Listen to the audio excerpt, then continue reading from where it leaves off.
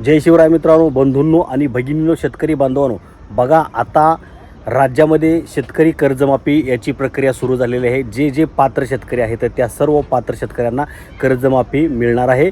2 लाख रुपयापर्यंतची कर्जमाफी मिळणार आहे. आणि जे शेतकरी त्यांनी कर्ज भरलेलं आहे त्यांना आता 50,000 रुपये प्रोत्साहनपर भत्ता किंवा अनुदान असं ते मदत दिली जाणार आहे. महत्त्वाची गोष्ट, आता सध्या अनेक ठिकाणी तुम्ही बातम्या वाचल्या असतील किंवा बातम्या अशा आलेल्या आहेत की ज्या शेतकऱ्यांना कर्जमाफीचा लाभ घ्यायचा आहे त्याच्यासाठी काही अटी ठेवण्यात आल्या आहेत. पहिली अट समोर आलेली आहे, सविस्तर GR नाही मात्र पहिली अट समोर आलेली आहे, ती म्हणजे त्या शेतकऱ्याचं आधार हे प्रमाणीकरण असणं गरजेचं आहे. आधार EKYC असणं गरजेचं आहे. आधार DBT लिंकिंग असणं गरजेचं आहे. तर ते कसं करायचं यावरच्या अनेक समस्या अनेकांना पडलेल्या आहेत. तर महत्त्वाची गोष्ट, कोणत्याही योजनेचा लाभ घेण्यासाठी आणि तुमच्या खात्यामध्ये पैसे जमा होण्यासाठी, आता तुम्ही लाडकी बहिणीचं बघितलं असेल, लाडक्या बहिणीचं EKYC प्रक्रिया पूर्ण झालेली आहे. अनेक लाडक्या बहिणींना EKYC करायला सांगितलेलं आहे. तशाच पद्धतीने आता जे शेतकरी आहेत ज्यांना वाटतं आपण पात्र ठरणार आहे, आपली कर्जमाफी होणार आहे, थोडासा अंदाज येतो. पहिली महत्त्वाची गोष्ट, शेतकरी कर्जमाफीसाठी याच्या अगोदर जी एक योजना राबवली होती शेतकरी कर्जमाफीची उद्धव ठाकरेंच्या काळामध्ये, त्यावेळेस कोणत्या अटी व नियम काय होते यावरचा एक सविस्तर व्हिडिओ आपण बनवलेला आहे. म्हणजे कोणते शेतकरी पात्र ठरणार आहेत आणि कोणते शेतकरी पात्र ठरणार नाहीत कर्जमाफीसाठी, तो व्हिडिओ आपण बनवलेला आहे. तो व्हिडिओ तुम्ही आपल्या चॅनलवरती पाहू शकता, माहिती घेऊ शकता. त्यामुळे तुम्हाला कळू शकतं की तुम्ही कर्जमाफीसाठी पात्र आहात की नाही.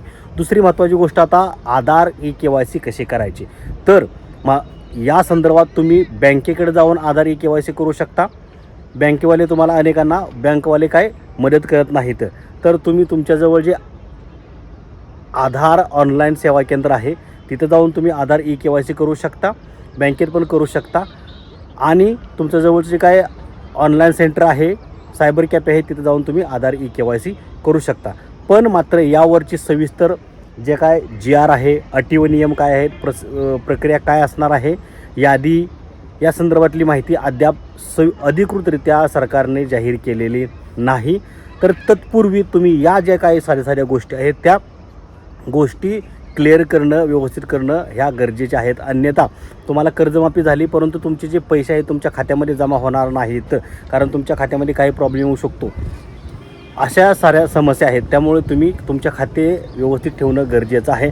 अधिकृतरित्या अद्याप या संदर्भातली कोणतीही घोषणा झालेली नाही. शेतकऱ्यांनी काय प्रक्रिया, काय प्रोसेस करायची आहे या संदर्भात. तर जे काय घोषणा होईल अधिकृतरित्या त्याची सविस्तर माहिती आपण तुमच्यापर्यंत नक्कीच पोचवू.